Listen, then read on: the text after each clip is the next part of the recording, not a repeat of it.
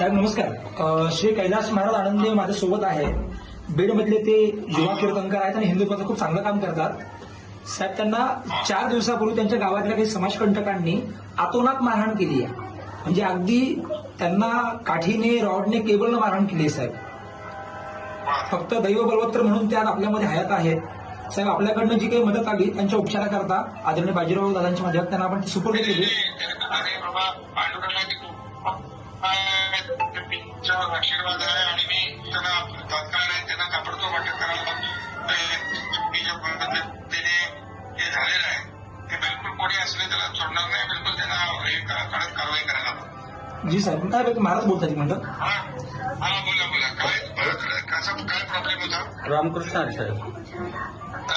रामकृष्ण साहेब गावाचे सप्ताहाचा हिशोब विचारला म्हणून त्यांनी खूप रस्त्यामध्ये आडून बेदम मारहाण केलेली.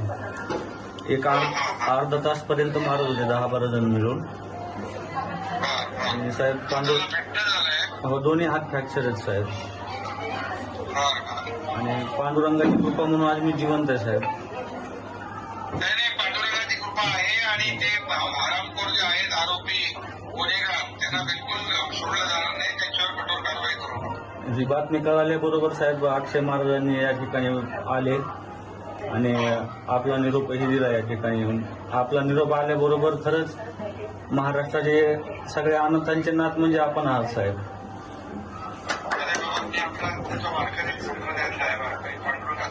हो साहेब म्हणून वळकऱ्यांवर संतांवर महाराष्ट्रामध्ये कुठेही काही अन्याय होता कामा नये. शासनाचा आम्ही आहोत सगळे आणि सरकार तुमच्या बरोबर आहे. जे काही मदत लागेल ती सगळी आपल्याला होईल.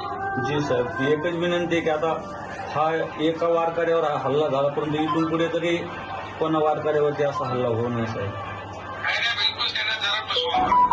एकदम कठोर कारवाई करू त्याच्यावर. साहेब या ठिकाणी साहेब जिल्ह्यातले सगळे कीर्तनकार या ठिकाणी आलेत साहेब. सगळ्यांची उपस्थित आहे.